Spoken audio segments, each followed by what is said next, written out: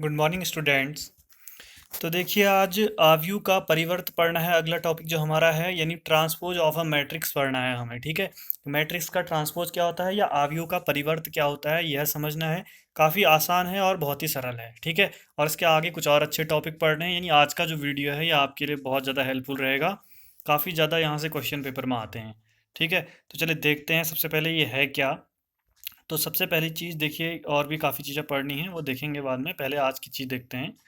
तो देखिए सबसे पहली बात है कि एक आव्यूह अगर आपको a बराबर 1 2 3 -1 0 5 और ये 2 × 3 का आव्यूह दिया है, दो पंक्तियां हैं, तीन इसमें स्तंभ हैं, तो इसका जो परिवर्त होता है या ट्रांसपो या जो भी आप ट्रांसपोज कहें इंग्लिश में या हिंदी में परिवर्त कहें, इसको a के ऊपर डैश से दिखाते हैं या a के ऊपर t से दिखाते हैं। यानी इस आव्यूह का परिवर्त निकाल रहे हैं हम लोग।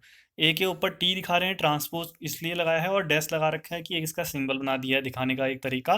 तो ये आपको ध्यान रखना है, कहीं पर भी अगर a डैश या a के ऊपर t लिखा होगा कैपिटल में, तो आप क्या समझेंगे कि आव्यूह का परिवर्त निकाल रहे हो, यानी किसी मैट्रिक्स का ट्रांसपोज निकाल रहे हो।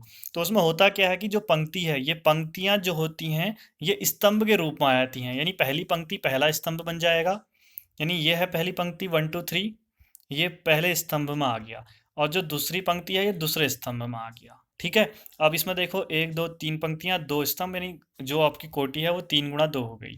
पहले कोटि 2 × 3 थी, अब यहाँ कोटि 3 × 2 होगी। यानी आव्यूह के परिवर्त में आव्यूह की कोटि क्या हो जाती है, उल्टी हो जाती है। ठीक है, यानी बदल जाती है, उल्टी हो जाती है, आपस में चेंज हो जाती है। यानी हमने समझ में आ गया कि आव्यूह के परिवर्त का मतलब किसी आव्यूह में जो पंक्तियां हैं यानी रो हैं वो स्तंभ यानी कॉलम में बदल जाती हैं। पहली पंक्ति पहला स्तंभ, दूसरी पंक्ति दूसरा स्तंभ, अगर तीसरी पंक्ति होगी तो वो तीसरा स्तंभ बनाएगी।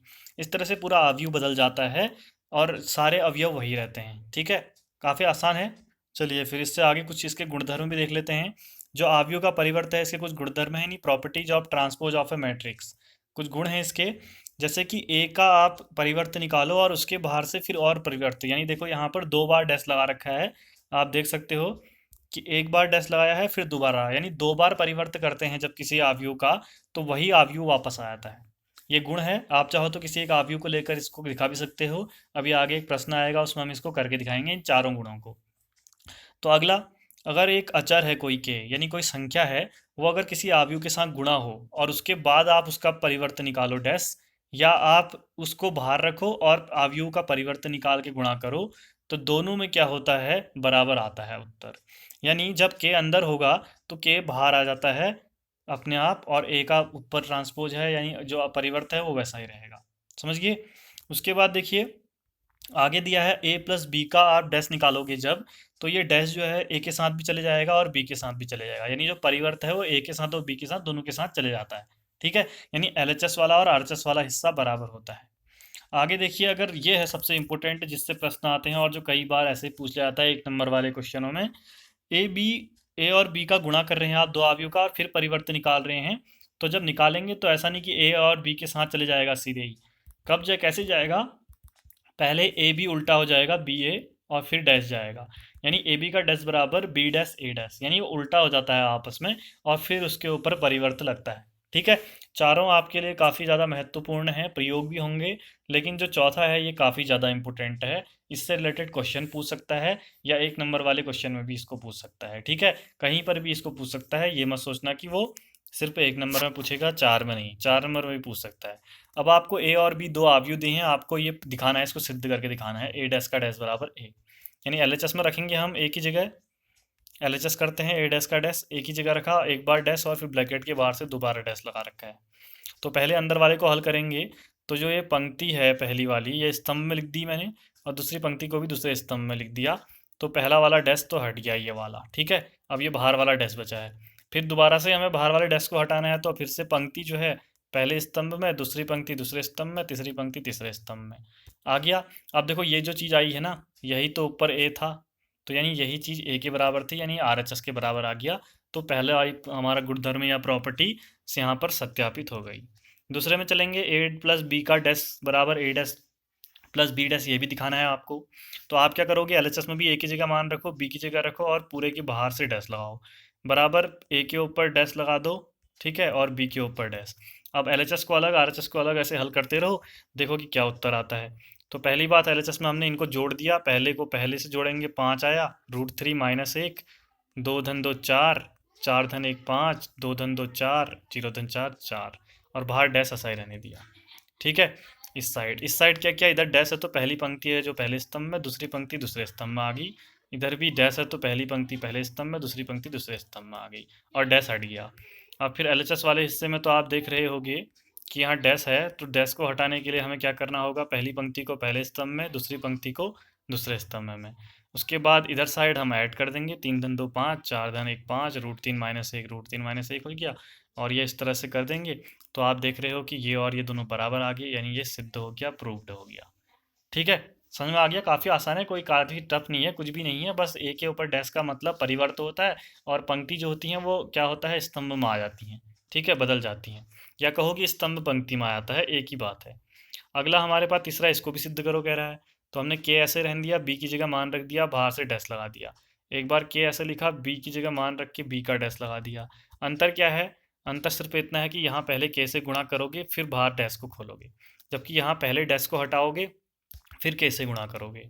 तो हमने कहा चलिए के से गुणा करते हैं, तो अवयव में सभी अवयवों के साथ चले जाता है के, और बाहर डैश रहने दिया, फिर डैश को हटाएंगे तो ये सारी, ये पंक्ति स्तंभ में, ये पंक्ति स्तंभ में आ गई।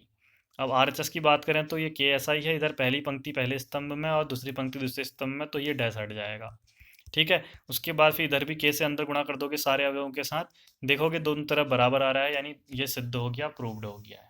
समझिए, आसान था। अब 21वां उदाहरण जो है वो काफ़ी अच्छा है, क्योंकि इसमें एक अवयव ए दिया है, एक बी दिया है, और आपको चौथी वाली जो प्रॉपर्टी थी ना, जो गुणधर्म था, उसे सिद्ध करके दिखाना है। तो हमने कहा चलिए इसको सिद्ध करना है, तो ए और बी की जगह रखकर एक बार एलएचएस को अलग, आरएचएस को अलग कर लेते हैं हल, और देखते हैं बराबर आ गए तो ये सिद्ध हो जाएगा, नहीं आए तो नहीं होगा। तो ए की जगह ए का मान रखा, बी की जगह बी का मान, और ऊपर डैश लगा दिया। अभी एलएचएस कर रहे हैं। अब गुणा करना है, तो आपको पता है पहली पंक्ति पहले स्तंभ के साथ, पहली पंक्ति दूसरे स्तंभ के साथ गुणा होगी, पहली पंक्ति तीसरे स्तंभ के साथ गुणा होगी। हो गया, पहली पंक्ति का काम खत्म। अब दूसरी पंक्ति में, दूसरी पंक्ति दूसरे पहले स्तंभ के साथ, और दूसरी पंक्ति दूसरे स्तंभ के साथ, दूसरी पंक्ति तीसरे स्तंभ के साथ, ऐसे तीसरी पंक्ति पहले के साथ, तीसरी दूसरे के साथ, तीसरी तीसरे के साथ। हो गया, बाहर डैश पड़ा हुआ है, ऐसे ही वो रहने देंगे, और उसका काम अब होगा शुरू। अब क्या करेंगे, डैश है तो पहली पंक्ति को पहले स्तंभ में, दूसरी पंक्ति को दूसरे में, तीसरी को तीसरे में, तो सब हट गया, ये हमारा आरएचएस आ गया। ऐसे आरएचएस निकालते हैं। आरएचएस में बी डैश ए डैश है, तो बी लिखा उसके ऊपर डैश, ए लिखा उसके ऊपर डैश। अब यहाँ पहले डैश को हटाना पड़ेगा, तो डैश को पहली पंक्ति स्तंभ में आ गई, और ये पहला स्तंभ यहाँ पर दूसरे वाले में, पहली पंक्ति पहले स्तंभ में, दूसरी पंक्ति दूसरे में, तीसरी तीसरे में, या आप ऐसा कहो कि पहला पूरा स्तंभ जो है वो पंक्ति में आ गया, आपकी मर्जी। अब गुणा करो, वही सेम काम। ठीक है, क्या क्या सेम काम, पहली पंक्ति पहले स्तंभ के साथ, पहली पंक्ति दूसरे स्तंभ के साथ, पहली पंक्ति तीसरे के साथ, ऐसे दूसरी पहले के साथ, दूसरी पंक्ति दूसरे के साथ, दूसरी पंक्ति तीसरे के साथ, और फिर तीसरी पंक्ति पहले के साथ, तीसरी दूसरे के साथ, तीसरी तीसरे के साथ, ऐसे सारे अवयव आ जाएंगे। अब ये और ये देखिए ऊपर दोनों बराबर आ रहे होंगे, आपको अब में जब करोगे तो इसको और इसको मिलाना, तो दोनों बराबर आ रहे हैं, यानी एलएचएस और आरएचएस बराबर, यानी जो चौथा गुणधर्म था वह भी सिद्ध हो गया। यानी जो गुणधर्म है ना, ये काफ़ी इंपॉर्टेंट है, अभी आगे भी आएंगे ये। ठीक है, उसके बाद देखिए एक नया टॉपिक है, सममित तथा विषम सममित आव्यूह। दो तरह के आव्यूह हैं हमारे पास, सिमेट्रिक सममित को कहेंगे, सिमेट्रिक मैट्रिक्स, और इसकी सिमेट्रिक मैट्रिक्स विषम सममित आव्यूह को कहेंगे। यानी कोई आव्यूह ए दिया है, इसको आप सममित आव्यूह कब कहोगे, कब कहोगे सममित आव्यूह, जब ए बराबर ए डैश हो। यानी आप जो आव्यूह है ना, उसको अगर उसके परिवर्त में बदलोगे तब भी वो दोनों बराबर एक जैसे दिखेंगे। अगर ऐसा होता है तो उस आव्यूह को सममित आव्यूह कहेंगे। और अगर मान लो कि ऐसा हो जाए कि ए बराबर माइनस ए डस हो जाए, या ए डस बराबर माइनस ए हो जाए, बात एक ही है, एक बार माइनस इस साइड लो चाहे इस साइड लो, दोनों एक ही चीज़ है। ये वाली चीज़ है माइनस आ जाए, अगर सिर्फ माइनस का अंतर हो, तो उसे विषम सममित आव्यूह कहेंगे। और अगर इन दोनों में से कुछ भी ना हो, तो वो कोई साधारण आव्यूह रहेगा, वो कोई नया आव्यूह नहीं बनेगा। ठीक है, ये दो तरह के गुण होंगे तो वो दो तरह के आव्यूह हैं स्पेशल वाले, और अगर ये दो तरह के गुण नहीं होंगे तो कोई भी स्पेशल गुण नहीं है, वो नॉर्मली चल रहा है, जैसा है आव्यूह वही चल रहा है। तो ए बराबर ए डस आ जाए तो क्या होगा, वह ए आव्यूह जो है वो सममित आव्यूह होगा, और ए बराबर अगर माइनस ए डस आ जाए तो वह आव्यूह क्या कहलाएगा, विषम सममित आव्यूह कहलाएगा। इसका काफ़ी प्रयोग है आगे, क्योंकि अब देखिए ये मैंने आपको प्रश्न कराया था, ये सममित विषम सममित आव्यूह है। और इसके बाद इम्पोर्टेंट क्या है, ये प्रमेय है। देखिए एक प्रमेय यहाँ दी है और एक प्रमेय यहाँ दी है। दोनों प्रमेय को हमें करना है, दूसरी प्रमेय को भी सिद्ध करना है और पहली को भी सिद्ध करना है, क्योंकि एग्जाम में कई बार पूरी प्रमेय आ जाएगी सिद्ध कीजिए की, और ये पूरा लिखा होगा यहाँ से यहाँ तक। लिखा क्या है, वास्तविक अवयवों वाले किसी वर्ग आव्यूह, यानी एक वर्ग आव्यूह ए है, उसके लिए आपको क्या दिखाना है, ए प्लस ए डैश जो है ये सममित आव्यूह की तरह काम करेगा और ए माइनस ए डैश जो है ये विषम सममित की तरह काम करेगा। तो आप ए प्लस ए डैश को सममित आव्यूह में अलग गुण लगाओगे, इसमें प्रॉपर्टी जो अभी ऊपर पड़ी, और ए माइनस ए डैश पर आप विषम सममित का गुण लगा के देखोगे कि वो उस चीज़ को दिखा रहा है या नहीं दिखा रहा है। दिखाएगा तो वो क्या हो जाएगा, सत्य हो जाएगा। करते हैं फिर, चलिए। ये रहा प्रमेय 1। तो वर्ग आव्यूह ए सिर्फ वर्ग आव्यूह के लिए है, जहाँ पर क्या होगा, कोटि जो है या तो 2 गुणा 2 या तो 3 गुणा 3 या 1 गुणा 1 या 4 गुणा 4 इस तरह का हो, दोनों बराबर वाले, ठीक है। तो हमने कहा कि ए प्लस ए डैश को सममित आव्यूह दिखाना है, तो हमने कहा चलिए ए प्लस ए डैश को सममित आव्यूह कैसे दिखाएंगे। ए प्लस ए डैश का जो डैश है वो ए प्लस ए डैश के ही बराबर आना चाहिए, यही तो होता है ना। ए डैश बराबर ए आए तो सममित आव्यूह होता है। अब ए की जगह पर ये बड़ी चीज़ है तो ये रख दी पर डैश, और इस ए की जगह पर यही चीज़ रहने दी। अगर ये चीज़ अगर आप दिखा दो तो ये क्या होगा, सममित आव्यूह। तो हमने कहा एलएचएस को हल करते हैं। एलएचएस को लिखा, अब हमें पता है कि जो ये डैश है, ये डैश अंदर जाएगा तो जा सकता है इसके साथ भी और इसके साथ भी, ठीक है। और आपको पता है कि एक का 2 बार डैश कर लो तो वो इसी के बराबर आता है ए के, तो इसकी जगह ए लिख लिया। और ये ऐसे ही, अब देखिए ए प्लस ए डैश और ए प्लस डैश ए दोनों बराबर होते हैं, तो ये आरएचएस के बराबर, यानी ए प्लस ए डैश एक क्या आ गया, सममित आव्यूह है, ये आ गया। समझ गया, आसान है। दूसरा ए माइनस ए डैश को क्या दिखाना है आपने, विषम सममित दिखाना है। अब विषम सममित में क्या होता है, ए का डैश बराबर माइनस ए होता है, कहा था अभी मैंने, ए डैश बराबर माइनस ए, या आप कहो कि ए बराबर माइनस ए डैश, बात एक ही है, कोई फ़र्क नहीं पड़ता। ए की जगह पर ए माइनस ए डैश रख दिया, और देखते हैं एलएचएस को लेते हैं, आरएचएस आता है नहीं आता है। एलएचएस लिया, डैश पहले बड़ा बटा इसके साथ भी किया और इसके साथ भी। अब इसके साथ जब 2 डैश हैं तो इसका मतलब ए ही आ जाएगा। अब आप क्या करोगे, इन दोनों में से माइनस कॉमन लोगे तो ये वाला जो है ये धनात्मक हो जाएगा और ये वाला ऋणात्मक हो जाएगा, ठीक है। तो इसका मतलब आया आरएचएस, यानी ए माइनस ए डैश क्या है, विषम सममित आव्यूह है। तो पहली प्रमेय आपकी सिद्ध होगी, आपको याद भी रखनी है। कई बार पेपर में एमसीक्यू वाले क्वेश्चन में 4 ऑप्शन वाले में ऐसे प्रश्न आ जाते हैं, पूछ लेगा कि यदि ए एक वर्ग आव्यूह है तो निम्न में से कौन सही है। उसमें आपको एक ऑप्शन इन दोनों में से दिया होगा कि ए प्लस ए डैश एक सममित आव्यूह है, ये दिया होगा। ऐसे ए माइनस ए डैश भी एक सममित आव्यूह है, ये भी दिया होगा, लेकिन ये गलत है क्योंकि ये विषम सममित होता है। तो आपको वहाँ पर सही चीज़ को चुनना है।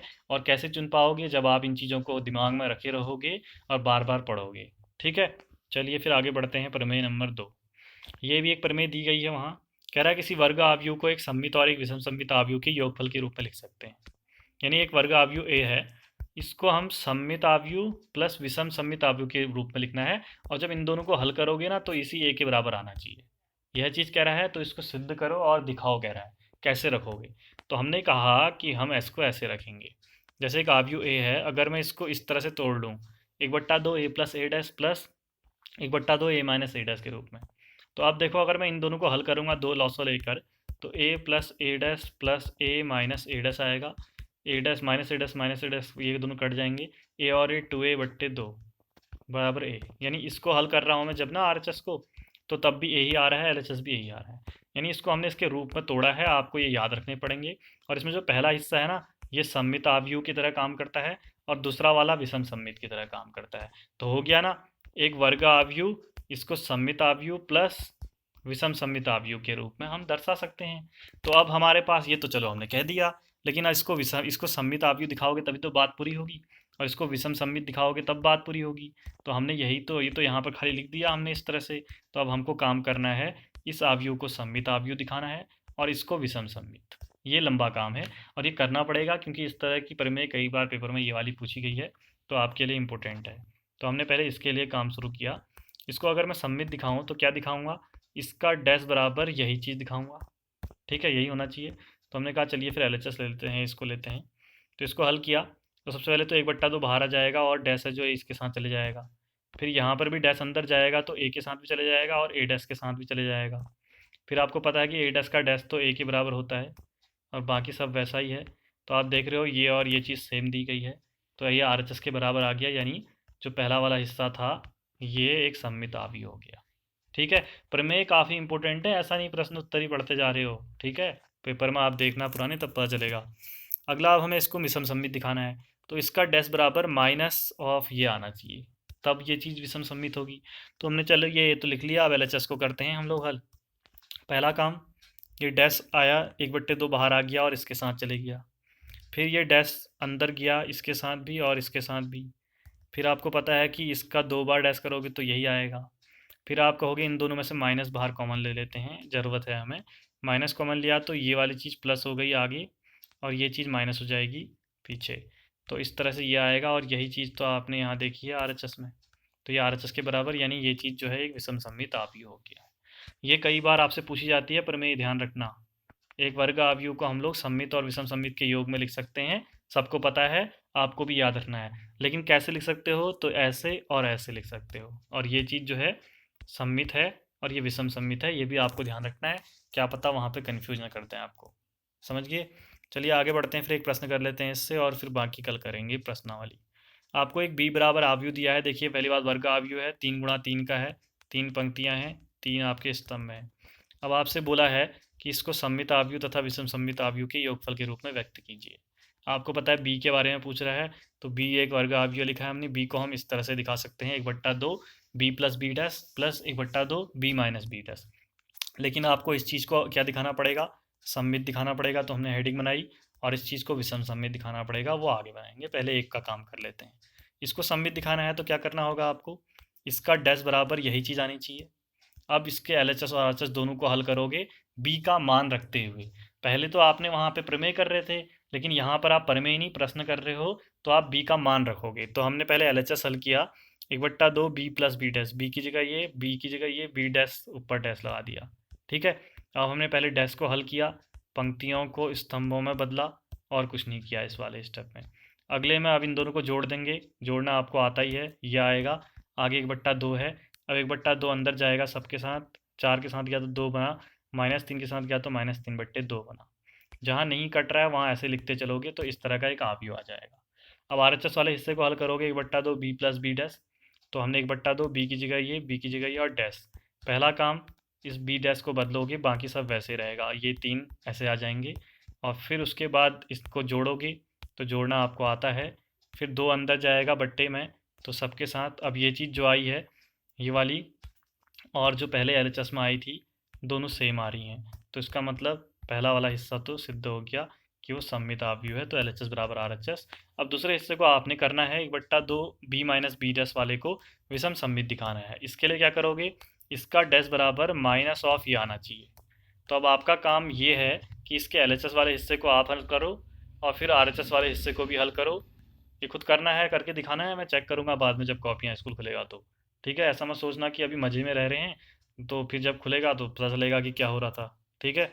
तो एलएचएस वाले हिस्से को भी हल करोगे और आरएचएस को भी हल करोगे, ठीक है, और दोनों बराबर आने चाहिए। आ जाएंगे तो ये विषम सम्मित सिद्ध हो जाएगा। यानी आपका प्रश्न अब पूरा होगा, यानी लंबा है लेकिन आसान है, जोड़ घटाव है, कोई बड़ी चीज़ तो है नहीं इसमें, ठीक है। तो यानी अभी हमने कहाँ तक, यहाँ तक के कंप्लीट कर लिए, ये वाले तक। अब कल से हम प्रश्नावली 3.3 शुरू करेंगे, और 3.3 करेंगे तो काफ़ी सारे प्रश्न आपको करने होंगे। अगले कल के वीडियो में मैं प्रश्न ही दूंगा आपको, कल वीडियो नहीं आएगी, प्रश्न दूंगा कौन से आपको करने हैं, जो आज सीखा है उससे संबंधित, और फिर एक दिन में इसको ख़त्म करेंगे। फिर और चीज़ें भी आगे आने वाली हैं काफ़ी, तो तैयार रहिए और पढ़ते रहिए, जो पढ़ाया जा रहा है नोट्स कंप्लीट करते रहिए। तो मिलते हैं अगले वीडियो में, तब तक के लिए बाय बाय।